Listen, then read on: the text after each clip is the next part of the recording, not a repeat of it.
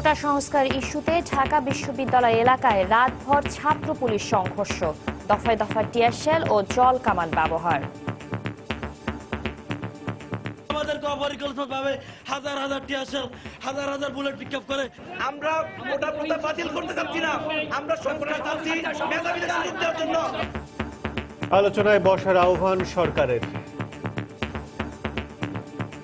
জনাব ওবায়দুল কাদেরকে আন্দোলনরত ছাত্র নেতৃত্বের সাথে আলোচনা করে বিষয়টির অবিলম্বে সমাধান করার জন্য নির্দেশ দিয়েছেন। দেখছিলেন প্রধান শিরোনাম। সকালের সময়ের সঙ্গে আছে আমি শাতিলা শারমিন এবং আমি কাজল। এবার অন্যান্য শীর্ষ সংবাদ। গরমের শুরুতেই রাজধানীতে বেড়ে গেছে ডায়রিয়া আক্রান্তের সংখ্যা। আইসিডিডিআরবিতে 4 দিনে চিকিৎসা নিয়েছেন 2500। পানি ব্যবহারে সচেতন হওয়ার পরামর্শ। দেশের মোট স্বাস্থ্য ব্যয়ের 97% খরচ হয় চিকিৎসায়।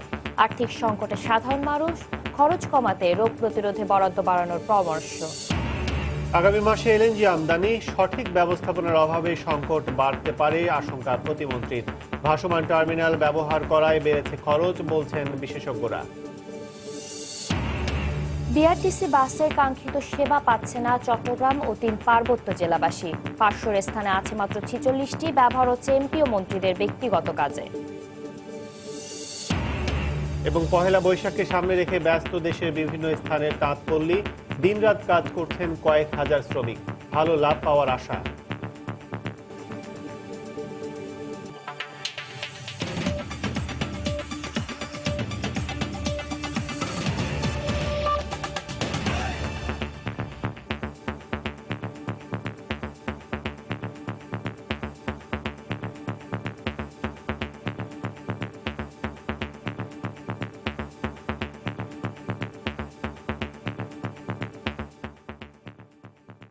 কোটা সংস্কারের দাবিতে রাতভর ছাত্র পুলিশ সংঘর্ষে ঢাকা বিশ্ববিদ্যালয় এলাকা রণক্ষেত্রে পরিণত হয়। পুলিশের টিয়ার শেল আর জলকামানে আহত হন অনেক শিক্ষার্থী, আটক করা হয় বেশ কয়েকজনকে। এদিকে রাতের পর সকালেও বিশ্ববিদ্যালয় এলাকায় জড়ো হওয়া ছাত্রদের টিয়ার সেল নিক্ষেপ করে ছত্রভঙ্গ করে দেয় পুলিশ। শিক্ষার্থীদের দাবি পূরণে সকালে আন্দোলনকারীদের সঙ্গে সড়ক পরিবহন মন্ত্রী ওবায়দুল কাদের বৈঠক করবেন বলে জানান আওয়ামী লীগের যুগ্ম সাধারণ সম্পাদক। ধাওয়া পাল্টা ধাওয়ার মধ্য দিয়ে রাতভর দফায় দফায় চলে সংঘর্ষ। কোটা সংস্কারের দাবিতে দেশব্যাপী ঘোষিত পদযাত্রা কর্মসূচির অংশ হিসেবে রোববার রাত 8টায় রাজধানীর শাহবাগে অবস্থান নেন শিক্ষার্থীরা। সেখান থেকে হটিয়ে দিলে চারুকলার সামনে অবস্থান নেন তারা। এরপর থেকে শেষ রাত পর্যন্ত পুলিশ টিয়ার সেল আর জলকামান ব্যবহার করে বারবার হটিয়ে দেয় শিক্ষার্থীদের। এ সময় বেশ কিছু শিক্ষার্থী আহত হন। তবে সাধারণ শিক্ষার্থীরা পুলিশের আচরণে ক্ষোভ প্রকাশ করেন। কোটা সংস্কারে দাবি পূরণের যৌক্তিকতা তুলে ধরে ক্লাস বর্জনের ঘোষণা দেন তারা। আমাদের ছাত্র ভাইয়েরা আজকে ঢাকা মেডিকেলে ভর্তি আছে। স্বাধীন দেশের পুলিশের এই বর্বর হামলার আমরা তীব্র নিন্দা জানাই। আমাদেরকে অপরিকল্পিতভাবে হাজার হাজার টিয়ার শেল, হাজার হাজার বুলেট পিকআপ করে আমাদের হাত সহ পুরো ক্যাম্পাস হাজার হাজার ছাত্রকে শেষ করে। আমাদের বাংলাদেশের প্রতিটা বিশ্ববিদ্যালয়, কলেজ এবং যেখানে স্কুল আছে প্রত্যেকটা জায়গায় গেটে তালা ঝুলবে, কোনো শিক্ষা প্রতিষ্ঠান খোলা থাকবে না। গত রাত 1টায় আওয়ামী লীগের যুগ্ম সাধারণ সম্পাদক নানক শাহবাগে আসেন। সরকারের সঙ্গে আন্দোলনকারীদের আলোচনার আহ্বান জানান তিনি। মাননীয় মন্ত্রী ওবায়দুল কাদের সাহেবের সঙ্গে আলোচনায় বসে এই কোটা সংস্কার নিয়ে আমরা আলোচনা করে এর চূড়ান্ত সমাধান করা হবে। একই সময়ে নীলক্ষেত সহ বিভিন্ন পয়েন্টে মোটরসাইকেলে করে বিশ্ববিদ্যালয় এলাকায় প্রবেশ করে একদল যুবক। তারা আন্দোলনকারী সাধারণ শিক্ষার্থীদের উপর হামলা চালায়। পরে তারা পুলিশের সহায়তায় আন্দোলনকারীদের হটিয়ে দেয়। ছাত্রীরা বিভিন্ন হলের গেট ভেঙে আন্দোলনে অংশ নেন। পুলিশ ও আন্দোলন বিরোধীদের হামলায় তারা টিএসসি ও বাংলা একাডেমিতে আশ্রয় নেন। টিএসসিতে আশ্রয় নেওয়া ছাত্রীদের প্রক্টর এসে উদ্ধার করেন। এদিকে মধ্যরাতে বিশ্ববিদ্যালয়ের উপাচার্যের বাসভবন ভাঙচুর করে আন্দোলনকারীরা। এ ধরনের ঘটনা তদন্ত ও ব্যবস্থা নেওয়ার আশ্বাস দেন বিশ্ববিদ্যালয় প্রশাসন। সিন্ডিকেট মেম্বার সবাই এসেছি, এখন আপনাদের মাধ্যমে ওদের কাছে অনুরোধ, যা হয়েছে এর বিচার হবে, তদন্ত হবে। পিছনে বড় আকারের একটা ষড়যন্ত্র, বড় আকারের একটা সুদূর প্রসারী একটা চিন্তার থেকে এই একটি দূরবর্তী একটি পরিকল্পনা ছিল। এ ঘটনায় বেশ কিছু শিক্ষার্থী আহত হয়ে ঢাকা মেডিকেলে চিকিৎসা নেন। এমআর আমিন, সময় সংবাদ, ঢাকা। এই মুহূর্তে ঢাকা বিশ্ববিদ্যালয়ের দোয়েল চত্বর এলাকায় আছেন রিপোর্টার খান মোহাম্মদ রুমেল। সরাসরি চলে যাচ্ছি তার কাছে। রুমেল। কাজল, এই মুহূর্তে আমি আছি দোয়েল চত্বর এলাকায়। এখানে আমরা যেটি দেখেছিলাম যে সকালবেলাতেই আন্দোলনরত কিছু শিক্ষার্থী দোয়েল চত্বরের যে থেকে কার্জন হলে ঢোকার যে গেটটি রয়েছে সেই গেটের সামনে কিছু শিক্ষার্থী তারা অবস্থান নিয়েছিলেন। সকাল থেকে তারা সেখানে অবস্থান করছিলেন, তারা বিভিন্ন সময় কিছু স্লোগান দিচ্ছিলেন। তো সকাল 7:30টার দিকে পুলিশ তাদেরকে এখান থেকে ধাওয়া দেয়। পুলিশ তাদেরকে ধাওয়া দিলে যারা আন্দোলনকারী এখানে ছিলেন তারা এখান থেকে ছত্রভঙ্গ হয়ে পড়ে, তারা এখান থেকে সরে পড়ে এবং ওই মুহূর্তে আমরা দেখেছিলাম পুলিশ বেশ কয়েক রাউন্ড টিয়ার শেল নিক্ষেপ করেছিল। তো এর ফলে শিক্ষার্থীরা এখান থেকে সরে গেছে। তো এখন এই মুহূর্তে কোনো আন্দোলনকারী শিক্ষার্থীদেরকে আর এই দোয়েল চত্বর এলাকায় দেখা যাচ্ছে না। তবে পুলিশ সদস্যরা যারা ছিলেন তারা এখনো পর্যন্ত দোয়েল চত্বর থেকে বাংলা একাডেমি থেকে দোয়েল চত্বরের দিকে যে রাস্তাটি এসেছে সেই বাংলা একাডেমির পাশে পুলিশ সদস্যরা তারা সেখানে অবস্থান নিয়ে আছেন। আর এছাড়া সকালে আমরা দেখেছিলাম যখন আন্দোলনরত শিক্ষার্থীরা এই এলাকায় অবস্থান নিয়েছিলেন তো সেই মুহূর্তে এলাকায় যানবাহন চলাচল বন্ধ ছিল। তো এখন যেহেতু 7:30টার দিকে এখান থেকে আন্দোলনকারী শিক্ষার্থীদেরকে ছত্রভঙ্গ করে দেওয়া হয়েছে, তো তারপর থেকে এই এলাকায় যানবাহন চলাচল করছে, রিক্সা চলছে, প্রাইভেট গাড়ি চলছে। তবে স্বাভাবিক সময় যে ধরনের যানবাহন চলাচল করে তার থেকে আজকে কিছুটা কম দেখা যাচ্ছে। তো এই বিশ্ববিদ্যালয়ের এই এলাকাটিতে আমরা সকাল থেকে দেখেছিলাম যে শিক্ষার্থীরা অবস্থান নিয়েছিলেন আন্দোলনকারীরা। আর এছাড়া ঢাকা বিশ্ববিদ্যালয়ের অন্যান্য জায়গাতে গতকাল রাতে আপনার যেসব শিক্ষার্থীরা বিভিন্ন জায়গায় অবস্থান নিয়েছিলেন সেসব জায়গা কিন্তু আমরা ফাঁকা দেখেছি, সেসব জায়গায় কোনো শিক্ষার্থী সকাল থেকে চোখে পড়েনি। এবং আপনি জানেন যে গতকাল রাতে যেসব ছাত্রীরা টিএসসির ভিতরে আটকা পড়েছিলেন, টিএসসিতে যারা ছিলেন, তো সেসব নারী শিক্ষার্থীরা তারাও কিন্তু সকালবেলা যার যার মতো করে তাদের বাড়িতে চলে গেছেন। তো এখন আমি যেটি আপনাকে জানিয়েছি যে কোথাও আর আন্দোলনকারী শিক্ষার্থীদেরকে চোখে পড়ছে না, আর পুলিশ সদস্যরা এই জায়গাটিতে অবস্থান নিয়ে আছেন। তো ঢাকা বিশ্ববিদ্যালয়ের দোয়েল চত্বর এলাকা থেকে আমার কাছে এখন পর্যন্ত এই ছিল সবশেষ খবর। কাজল। ঢাকা বিশ্ববিদ্যালয় চত্বর এলাকা থেকে জানাচ্ছেন খান মোহাম্মদ রুমেল। একই দাবিতে গতকাল রাজশাহী ও সিলেটে সড়ক অবরোধ করে বিক্ষোভ করেন সাধারণ শিক্ষার্থীরা। দাবি আদায় না হওয়া পর্যন্ত আন্দোলন চালিয়ে যাওয়ার হুঁশিয়ারি দেন তারা।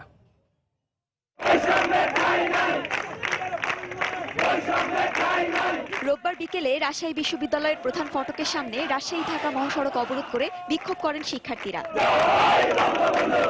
এ সময় ওই মহাসড়কে যান চলাচল বন্ধ হয়ে যায়। সাধারণ মেধাবী যারা তারা 44% কোটার ভিত্তিতে পায়, এটা আমরা মানি না। আমরা আর কতদিন রাস্তায় এভাবে নামবো, কতদিন আন্দোলন করাবো, কতদিন আর প্রধানমন্ত্রীর কাছে আকুতি জানাবো। একই দাবিতে ঢাকা ময়মনসিংহ মহাসড়কের বাইপাস গোল চত্বরে অবস্থান নেন বাংলাদেশ কৃষি বিশ্ববিদ্যালয়, জাতীয় কবি নজরুল ইসলাম বিশ্ববিদ্যালয় ও আনন্দমোহন বিশ্ববিদ্যালয় কলেজের শিক্ষার্থীরা। এ সময় মহাসড়কের দুপাশে কয়েক কিলোমিটার যানজটের সৃষ্টি হয়। পরে পুলিশের হস্তক্ষেপে সন্ধ্যার দিকে শিক্ষার্থীরা অবরোধ তুলে নিলে 3 ঘন্টা পর যান চলাচল স্বাভাবিক হয়। সিলেটেও কেন্দ্রীয় শহীদ মিনার থেকে পদযাত্রা বের করেন বিশ্ববিদ্যালয় ও কলেজের শিক্ষার্থীরা। কোর্ট পয়েন্ট ঘুরে চৌহাট্টা মোড়ে গিয়ে শেষ হয় পদযাত্রা। দেশটা যদি আমরা গড়তে চাই তাহলে যোগ্য ব্যক্তিরা যোগ্য জায়গায় যাইতে হবে। আজকে 56% কোটার মাধ্যমে দেখা গেছে যে যোগ্য ব্যক্তিরা যোগ্য জায়গাতে যাইতে পারতেছে না। কোটা পদ্ধতি সংস্কারের দাবিতে রংপুরের মডার্ন মোড় অবরোধ করে বিভিন্ন কলেজ ও বিশ্ববিদ্যালয়ের শিক্ষার্থীরা। এ সময় রাজধানী ঢাকা সহ রংপুর বিভাগের 6টি জেলার সঙ্গে সড়ক যোগাযোগ বন্ধ হয়ে যায়। পরে পুলিশ পরিস্থিতি নিয়ন্ত্রণে আনলে 2 ঘন্টা পর যান চলাচল স্বাভাবিক হয়। এছাড়া খুলনা 0 পয়েন্ট এলাকায় সড়ক অবরোধ করে বিক্ষোভ করেন খুলনা বিশ্ববিদ্যালয় সহ বিভিন্ন কলেজের শিক্ষার্থীরা। জাহান, সময় সংবাদ। এই মুহূর্তে সিলেটের শাহজালাল বিজ্ঞান ও প্রযুক্তি বিশ্ববিদ্যালয়ে আছেন রিপোর্টার আব্দুল আহাদ। সরাসরি চলে যাচ্ছি তার কাছে। আহাদ। হ্যাঁ শাতিলা, শাহজালাল বিশ্ববিদ্যালয় ক্যাম্পাসে অনেকটা উত্তেজনা বিরাজ করছে। আপনারা দেখতে পাচ্ছেন আমি যেখানে আছি শাহজালাল বিশ্ববিদ্যালয়ের প্রধান ফটকে। এখানে আন্দোলনকারীরা সকাল 7টার সময় এসে অবস্থান নিয়েছিল, তারপর তাদেরকে এই গেট থেকে তুলে দেওয়া হয়েছে এবং তাদের হাতে যে ব্যানার বা ফেস্টুন ছিল সেগুলো তাদের কাছ থেকে কেড়ে নেওয়া হয়েছে। এবং দেখতে পাচ্ছেন যে এক পাশে অবস্থান করছে বিশ্ববিদ্যালয়ের আন্দোলনকারী শিক্ষার্থী এবং অন্য পাশে অবস্থান করছে পুলিশ। এই অবস্থার মধ্যে তারা আজ সকাল থেকেই তাদের কর্মসূচি পালন করার চেষ্টা করছে, কিন্তু তাদের কর্মসূচি পালন করতে দেয়া হচ্ছে না এবং তাদের হাতের ফেস্টুনগুলো ইতোমধ্যে কেড়ে নেওয়া হয়েছে। এবং বিশ্ববিদ্যালয়ের কিছুক্ষণ আগে যে আমি যেখানে আছি এখানে প্রধান ফটকটি বন্ধ ছিল এবং এই ফটকটিও খুলে দেওয়া হয়েছে এবং গাড়ি চলাচল করছে অনেকটা পুলিশি নিরাপত্তায় আমি বলবো। এবং সাধারণ শিক্ষার্থীরা যারা কোটা প্রথার বিরুদ্ধে আন্দোলন করছে তারা এখানে অবস্থান নিয়েছে এবং যত সময় যাচ্ছে ততই আমরা দেখতে পাচ্ছি তাদের উপস্থিতি তারা বাড়ছে এবং তারা আমাদেরকে যেমনটি বলছে যে ঢাকায় যে হামলাটি হয়েছে এই হামলার প্রতিবাদে তারা আজকে কোনো ধরনের ক্লাসে এবং কোনো ধরনের পরীক্ষা তারা অংশ নেবে না। আজকে তারা সব ধরনের একাডেমিক কার্যক্রম থেকে তারা বিরত থাকবে এবং তারা একটি অভিযোগ করেছে যে তাদের আন্দোলনে অনেকটা বাধা দেওয়া হচ্ছে এবং এই কারণে তারা স্বাভাবিকভাবে তাদের কর্মসূচি পালন করতে পারছে না। সাথীরা, এই ছিল আমার হাতে সিলেট থেকে সবশেষ খবর। সিলেট থেকে যোগ দিয়েছিলেন আব্দুল আহাদ। সকালের সময় আরো থাকছে। ভোলায় বেকার জেলেদের জন্য বরাদ্দ পুনর্বাসনের চাল বিতরণ হয়নি এখনো, বঞ্চিত হাজার হাজার জেলে।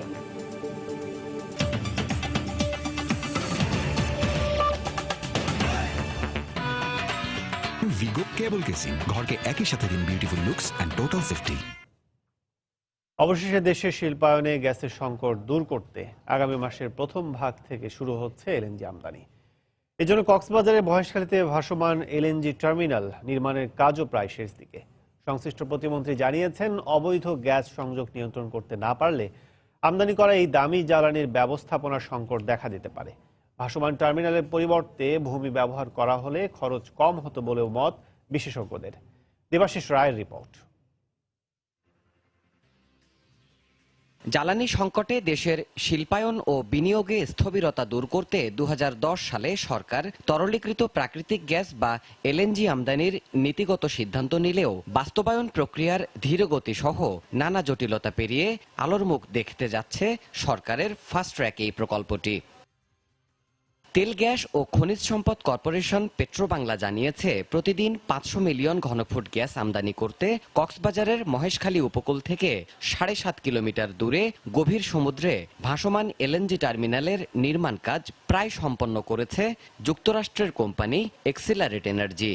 23 এপ্রিলের মধ্যে গ্যাস প্রক্রিয়াকরণের ভাসমান টার্মিনাল স্থাপনও শেষ হওয়ার কথা রয়েছে। জাতীয় গ্রিডে এই গ্যাস পৌঁছে দিতে এরই মধ্যে সমুদ্রের নিচ দিয়ে 30 ইঞ্চি ব্যাসের পাইপলাইন বসেছে চট্টগ্রামের আনোয়ারা পর্যন্ত। বিদ্যুৎ, জ্বালানি ও খনিজ সম্পদ প্রতিমন্ত্রী আগামী মাসের শুরুতেই এই গ্যাস জাতীয় গ্রিডে মিলবে জানিয়ে বলছেন, গ্যাস ব্যবস্থাপনায় আধুনিকায়ন না হলে মূল্যবান এই জ্বালানি বহুমুখী সংকট তৈরি করবে। আমরা আশা করতেছি প্রথম চালান চলে আসবে মের ফার্স্ট উইকে। গ্যাস আসলে সুবিধা বেশি, অসুবিধার মধ্যে হলো কি আমাদেরকে প্রোটেক্টিভ হইতে হবে, এই চোরাই লাইন বন্ধ করতে হবে, যত দ্রুত হোক আধুনিক করতে হবে সিস্টেমকে, নাহলে এই গ্যাস চুরি হলে একবার স্টার্ট হলে সর্বনাশ হয়ে যাবে। শিল্প খাতে স্থবিরতা দূর করতে এই গ্যাস ব্যবহারে বিনিয়োগকারীদের পক্ষ থেকেও নিশ্চয়তা জরুরি বলে জানান নসরুল হামিদ। যে সকল ইন্ডাস্ট্রিগুলো আছে তারা যদি কনফার্ম করতো গ্যাসে 5-6 মাস আগে যেমন হাউ হুতাশ করতেছিল ইন্ডাস্ট্রিতে গ্যাস নাই, হঠাৎ করে কিন্তু এখন সেরকম কিন্তু রেসপন্স পাচ্ছি না। 500 MMCF গ্যাস কিন্তু হিউজ। এদিকে স্থলভাগের পরিবর্তে ভাসমান টার্মিনাল নির্মাণে গ্যাসের দাম বাড়বে বলে মত জ্বালানি বিশেষজ্ঞদের। ফ্লোটিং স্টোরেজ রিগ্যাসিফিকেশন ইউনিট, এটার অনেক সমস্যা আছে। প্রথমত এটার সাইজ ছোট, যখন সাইক্লোন আসবে তখন কিন্তু সে অপারেট করতে পারবে না। তারা এলএনজি আনবে, আমি এটা সাপোর্ট করলাম, কিন্তু তারা একটা সুষ্ঠু সলিউশন দিতে পারলো না। এগুলো হচ্ছে আমাদের কুইক রেন্টালের মতো। আমরা যদি এফএসআরইউ না করতাম তাহলে কিন্তু আমাদের এই পুরার জিনিসটার আমাদের খরচাটাও কিছুটা কমতো। আমদানি করা এলএনজি দেশীয় গ্যাসের সাথে মিশ্রণের ফলে গুরুত্বপূর্ণ এই জ্বালানি পণ্যটির দাম সাধ্যের মধ্যে রাখাও বড় চ্যালেঞ্জ বলে জানাচ্ছেন বিশ্লেষকরা। দেবাশিস রায়, সময় সংবাদ, ঢাকা। রাজধানীতে হঠাৎ করে ডায়রিয়ায় আক্রান্ত রোগীর সংখ্যা বেড়েছে। আন্তর্জাতিক উদারাময় গবেষণা কেন্দ্র ICDD-RBতে গত 4 দিনে প্রায় 2500 রোগীকে বিভিন্ন পর্যায়ে চিকিৎসা দেয়া হয়েছে। এর মধ্যে 20% রোগীকেই ভর্তি থেকে চিকিৎসা নিতে হচ্ছে। অপরিচ্ছন্ন খাবার খাওয়া, দূষিত ও নোংরা পানি ব্যবহার করাই কারণ বলে মনে করছেন চিকিৎসকরা। সুস্থ থাকতে সচেতনতা বাড়ানোর পরামর্শ দিয়েছেন তারা। দেখুন আমার করা একটি রিপোর্ট। ডায়রিয়ায় আক্রান্ত হয়ে গত কয়েকদিনে রাজধানীর মহাখালীতে আইসিডিডি আরবিতে ভর্তি হয়েছেন ২৫০০-এরও বেশি মানুষ। এর মধ্যে রয়েছে শিশু থেকে শুরু করে বিভিন্ন বয়সী নারী পুরুষ। আক্রান্ত শিশুদের অভিভাবকরা বলছেন, হঠাৎ করে জ্বর, তারপরই এমন অবস্থা। হাসপাতাল কর্তৃপক্ষ জানিয়েছে প্রতিদিনই বাড়ছে রোগীর সংখ্যা। বাচ্চা হঠাৎ করে মনে করেন দুপুরবেলা জ্বর উঠছে, খানিক পর দেখলাম পায়খানা করছে, 2 বার ভালোই, পরে দিয়ে যে ডায়রিয়া হয়ে গেছে। হঠাৎ করে রাত্রেবেলা তার আর কি পাতলা পায়খানা শুরু হয়েছে, বমি, পাতলা পায়খানা, জ্বর। এই সময় এমনিও প্রতি বছরই রোগীর সংখ্যা বাড়ে। প্রি মনসুন পিক বলি আমরা, গরমের সঙ্গে একটা অ্যাসোসিয়েশন আছে, কিন্তু এত বাড়ে না। এবার কিন্তু গরম এখনো সেভাবে পড়েনি, পানিটাই মূল কারণ হয়ে দাঁড়িয়েছে এবং পানির সাপ্লাইয়ে সমস্যা আছে এবং সেটা শুধু পার্টিকুলার কোনো জোন থেকে না, বিভিন্ন জায়গা থেকে এই সমস্যাটা আসছে। ঢাকা ও বাহির থেকে যেসব রোগী এখানে ভর্তি হয়েছে তাদের শুধু পানিবাহিত সমস্যা নয়, হোটেলে অপরিচ্ছন্ন খাবার, জুস ও বিভিন্ন ফল খেয়েও অসুস্থ হচ্ছেন অনেকে। গতকাল বিকালে ওই যে একটু বেলের শরবত খাইলাম, এরপর থেকে এটা হয়েছে। রাত্রে মনে হয় কমপক্ষে 100 বার পায়খানা হয়েছে। দুপুরবেলায় হোটেলে আমি পুঁইশাক দিয়ে ভাত খেয়েছিলাম, তো খাওয়ার পর থেকে আমার প্রচুর পরিমাণে পাতলা পায়খানা শুরু হয়ে গেছে আর পেটের মধ্যে ব্যথাও হচ্ছে। খাওয়া দাওয়া করে ফুটপাতে এবং হোটেলে 5 মাস দিয়ে ভাত খাইছি। 10টার দিকে আমার একবার পায়খানা, তারপর রাত 3টার সময় আমার পাতলা পায়খানা আসে প্রচুর পরিমাণে। সব লেবানিতে সমস্যা আছে, ময়লা পানি আসে, ইয়েতে লাইনেতে ময়লা পানি আছে। এই ময়লা পানি মাঝে মাঝে ওই কাঁচা কায়া ফেলা। অতিমাত্রায় দাবদাহ না হলেও দূষিত পানির সঙ্গে নানা জীবাণু শরীরে প্রবেশ করায় অসুস্থতা বাড়ছে বলে মনে করেন চিকিৎসকরা। এক্ষেত্রে সচেতন হওয়ার পরামর্শ দিয়েছেন এই চিকিৎসক। একটু কেয়ারফুলি কোনো খাবার দাবার সেটা যেখান থেকে হোক দেখে খেতে হবে, পানি ফুটিয়ে খেতে হবে অবশ্যই। প্রতিটা বাসায় আন্ডারগ্রাউন্ড রিজার্ভার বা উপরে ট্যাঙ্ক এগুলি নিয়মিত পরিষ্কার রাখা। গত বছরের তুলনায় এবছর রোগীর সংখ্যা বেড়ে যাওয়ায় সেবা দিতে হিমশিম অবস্থা আইসিডিডি আরবির। কাজল আব্দুল্লাহ, সময় সংবাদ, ঢাকা।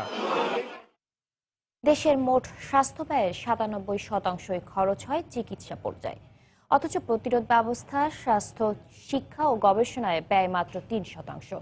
বিশেষজ্ঞরা বলছেন, প্রাথমিক পর্যায়ে রোগ শনাক্ত ও প্রতিরোধে জোর পদক্ষেপই পারে স্বাস্থ্য ব্যয়ের লাগাম টেনে ধরতে।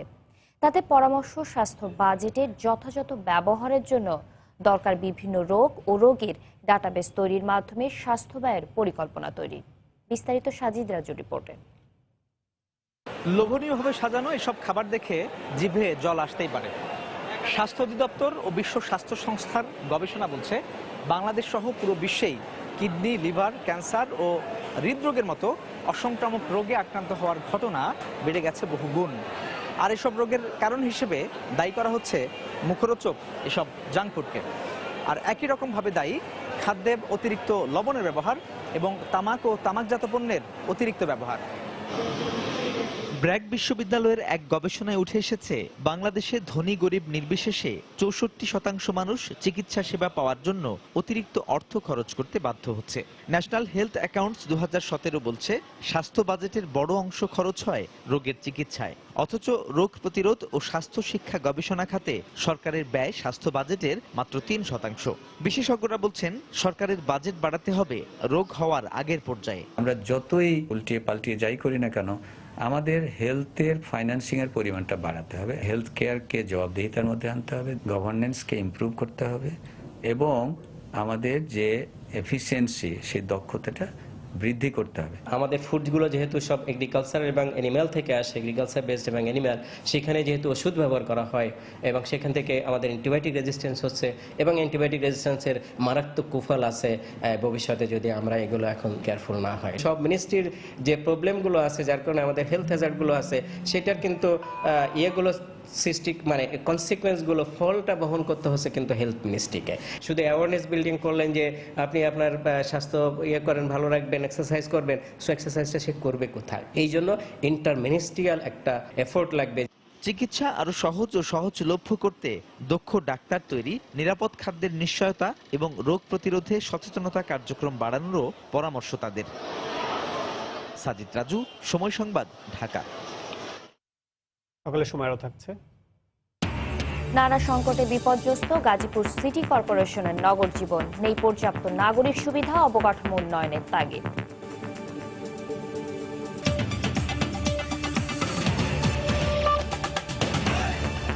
বিশুদ্ধ ব্রাশের তৈরি সর্বোৎকৃষ্ট ভাল্ব আরএফএল বাথরুম ফিটিংস। ভালো চেনেন, ভালো কেনেন। প্রযুক্তির ব্যবহার করে ঘটছে একের পর এক নারী হয়রানি।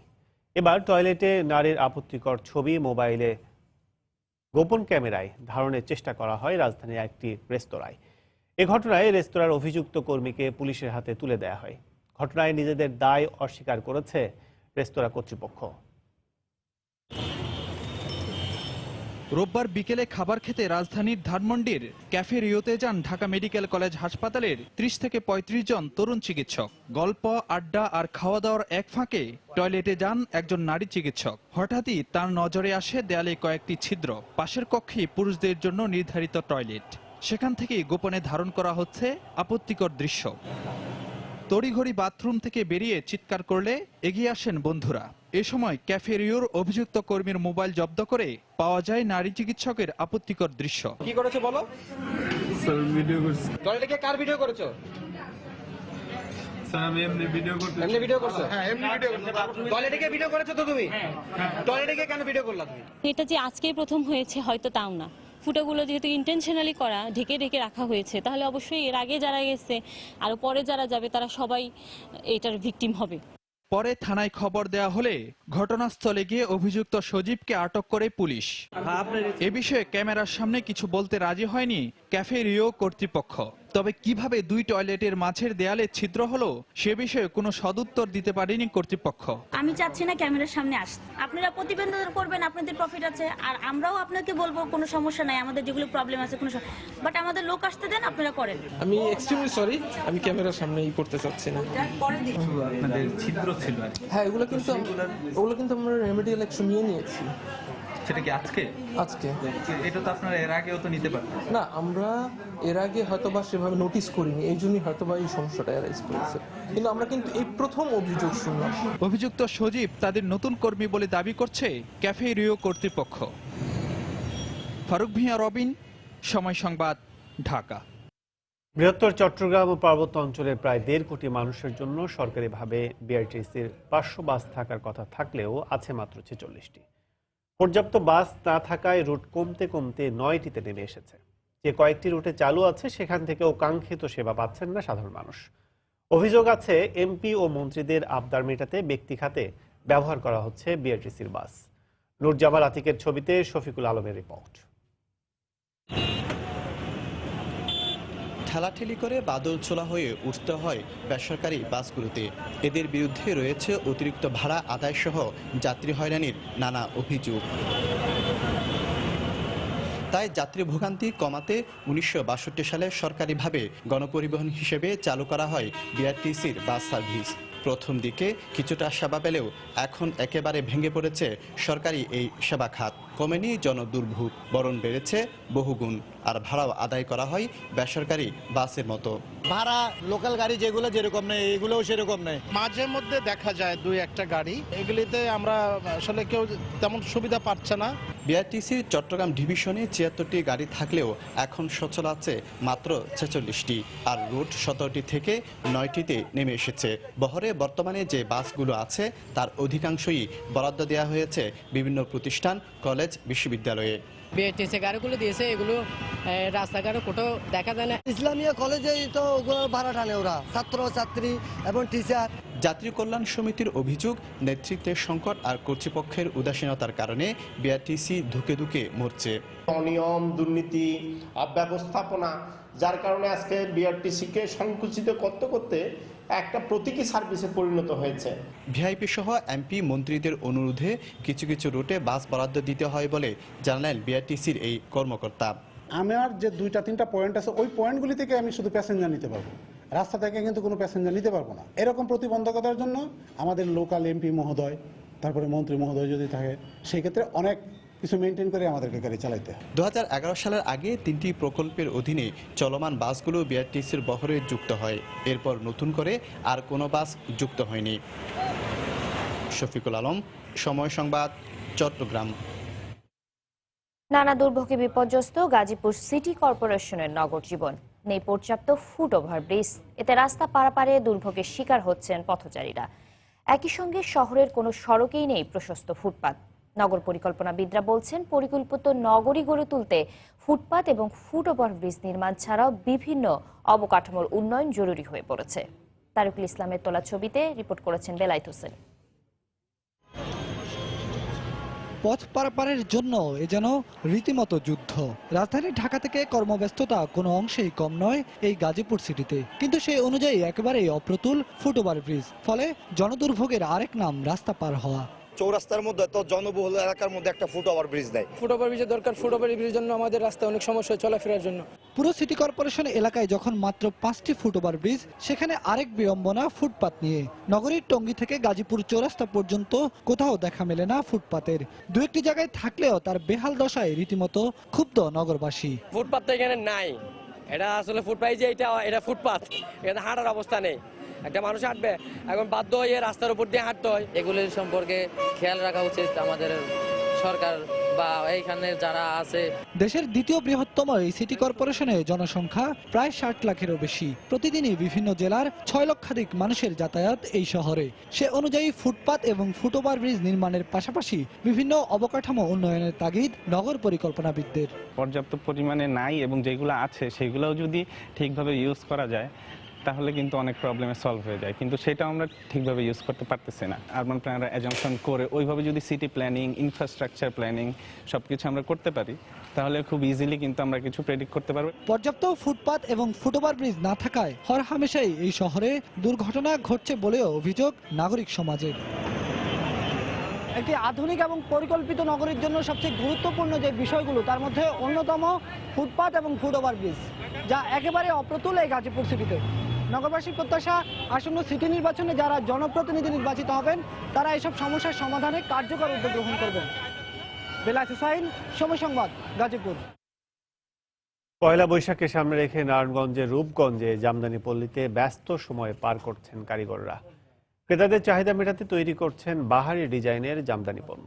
দেশের বিভিন্ন প্রান্ত থেকে এসে দোকানগুলোতে পছন্দের পণ্যটি কিনছেন ক্রেতারা। এবার কোটি টাকারও বেশি বেচাকেনার আশা পাইকারি বিক্রেতাদের। নারায়ণগঞ্জ প্রতিনিধি শওকত আলী সৈকতের তথ্য ও আব্দুল্লাহ আল মামুনের তোলা ছবিতে রিপোর্ট। নারায়ণগঞ্জের রূপগঞ্জের নোয়াপাড়া এলাকায় জামদানি পল্লীতে চলছে বৈশাখী আমেজ। পহেলা বৈশাখে ক্রেতাদের হাতে বাহারি ডিজাইনের জামদানি পণ্য তুলে দিতে সকাল থেকে রাত পর্যন্ত কাজ করছেন প্রায় 2000 কারিগর। তবে ভারতীয় শাড়ির প্রভাবে জামদানির বাজার নিয়ে শঙ্কায় তাঁতিরা। বৈশাখের কাজের চাপ অনেক, আমাদের এই যে ডিজাইন করতেছি গোলাপ পায়ের, পাতা পায়ের, পরিশ্রম মনে হচ্ছে আমরা টাকা পাইতেছি না। আমার মনে করেন সকাল 6টার দিকে রাতে 10টা পর্যন্ত কাজ করতেছি। বছর কানেকের ভিতরে কমসে কম 10,000 জামদানি আপনার কমে গেছে। এটা ইন্ডিয়ান শাড়ি এসে আপনার এই জামদানির ক্ষতি করছে। বেতন সপ্তাহে 1000 টাকা পড়ে, এতে চলে না, তারপর অনেক সমস্যা হয় চলাফেরা। কম দামে ভালো শাড়ি পাওয়ায় বৈশাখ বরণে রাজধানী সহ বিভিন্ন এলাকা থেকে আসছেন ক্রেতারা। পহেলা বৈশাখ যেহেতু একদম solely বাঙালিদের জন্যই আমাদের, তো জামদানি এই জন্য আমরা দেখতে এসেছি। সব কালারফুল শাড়ি টাড়ি আছে, দাম মনে হচ্ছে যে বাইরের দোকানের থেকে মনে হচ্ছে কমই। এটার ব্যবহার সবসময়ই ছিল, এখন আরো বেড়েছে, মানুষের কাছে এটা জনপ্রিয়তা বেড়েছে। চাহিদার কথা মাথায় রেখে বাহারি ডিজাইনের জামদানি পণ্যের পসরা সাজিয়ে বসেছেন বিক্রেতারা। মোটামুটি কালেকশনও ভালো এবং কাস্টমার নিচ্ছেও ভালো, সেলের পরিমাণ অনেক ভালো, টার্গেট ফিল আপের কাছাকাছি, দেখা যাক বাকি তো আরো আছে কিছুদিন। মানুষ যেভাবে জামদানি পড়তেছে ইনশাআল্লাহ এই জন্য আমরা বেশি বেচা কেনা করে পারতাছি। আমাদের নিজের ডিজাইনও নতুন নতুন, আর আপনার এই মানও ভালো। জামদানি পল্লীতে প্রতি শুক্রবার ভোর 6টা থেকে সকাল 8টা পর্যন্ত বসে পাইকারি হাট। সময় সংবাদ, নারায়ণগঞ্জ। ভোলার মনপুরার বেকার জেলেদের জন্য বরাদ্দ করা পুনর্বাসনের চাল বিতরণ না করে মজুদ রাখা হয়েছে গুদামে। ফেব্রুয়ারি মাসে বিতরণের ছাড়পত্র দিলেও ইউপি চেয়ারম্যান ও গুদাম কর্তৃপক্ষের গাফিলতিতে খাদ্য গুদামে পড়ে আছে চাল। এতে সরকারি সহায়তা বঞ্চিত রয়েছেন নিষেধাজ্ঞা মেনে চলা সাগরকুলের জেলেরা। নাসিরউদ্দিন লিটনের তথ্য, উৎপল দেবনাথের ছবিতে ডেস্ক রিপোর্ট। মার্চ এপ্রিল 2 মাস ইলিশ রক্ষা অভিযানের সময় বেকার জেলেদের পুনর্বাসনে মনপুরা উপজেলার 4594 জন জেলের জন্য মাসে 40 কেজি করে প্রায় 367 মেট্রিক টন চাল বরাদ্দ দেওয়া হয়। সরকারি সিদ্ধান্ত অনুযায়ী যথাসময়ে জেলা প্রশাসকের দপ্তর থেকে বরাদ্দকৃত চালের ছাড়পত্র দেওয়া হয়। আর উপজেলা খাদ্য দপ্তর গত 28 ফেব্রুয়ারি ও 27 মার্চ 2 মাসের ডেলিভারি অর্ডার দেয় সংশ্লিষ্ট চেয়ারম্যানদের অনুকূলে। কিন্তু চেয়ারম্যানরা এসব চাল ডেলিভারি না নেওয়ায় গুদামে রাখতে বাধ্য হচ্ছে গুদাম কর্তৃপক্ষ। ফলে সরকারি সাহায্য থেকে বঞ্চিত জেলেদের দিন কাটছে নানা সংকটে। যা দেয়টা এটি আমরা পাই না, কিন্তু দুই একটু আইয়ে যা শুনি যেমন আমার কাছে ঘনায় না, এর আগেই শেষ হয়ে যায়। চাউলও হয় না, টাকাও হয় না, জালও হয় না, কিছুই হয় না, যা যা আছে কোনো কিছুই হয়নি। আমরা সরকারি যে আইন অবরোধ দেয়, অবরোধ মানিয়ে চলি, এখন আমরা খুব কষ্টে আছি। গত 2 মাস ধরে পুনর্বাসনে চাল গুদামে পড়ে থাকলেও গুদামে চাল সংকটের অভিযোগ করেন ইউনিয়ন পরিষদ চেয়ারম্যানরা। বিভিন্ন আবহাওয়ার কারণে, প্রতিকূলতার কারণে এই সমস্যা দেখা দেয়। এই চাউল চলে আসছে, আমরা আর 4-5 দিনের মধ্যে ইনশাল্লাহ ডিজিএফটা দিতে পারবো ইনশাল্লাহ। এই চাউল সংকটের জন্য, অন্য কোনো কিছু না। আমার ইউনিয়নে বরাদ্দ নিবন্ধিত জেলের সংখ্যা 3400-এর উপরে, আমি 1084 নাম বরাদ্দ পেয়েছি, তাতে 3 ভাগের 1 ভাগও না, তার চেয়ে কম। চাউল উত্তোলন করার কথা ছিল, কিন্তু গোডাউন থেকে আমাকে জানিয়েছে যে বড় এক জাহাজ চাউল আসছে, এটা আনলোড না করতে চাউল দিতে পারবে না।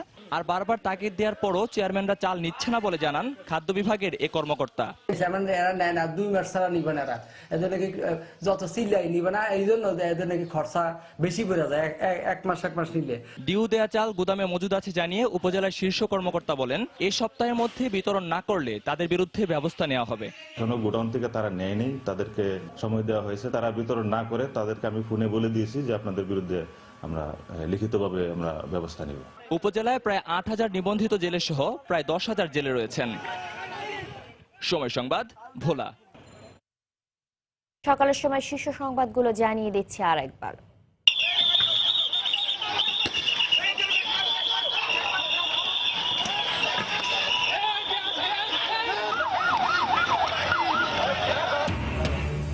কোটা সংস্কার ইস্যুতে ঢাকা বিশ্ববিদ্যালয় এলাকায় রাতভর ছাত্র পুলিশ সংঘর্ষ, দফায় দফায় টিয়ার শেল ও জল কামান ব্যবহার, আলোচনায় বসার আহ্বান সরকারের। গরমের শুরুতেই রাজধানীতে বেড়ে গেছে ডায়রিয়া আক্রান্তের সংখ্যা। আইসিডিডিআরবিতে 4 দিনে চিকিৎসা নিয়েছেন 2500, পানি ব্যবহারে সচেতন হওয়ার পরামর্শ।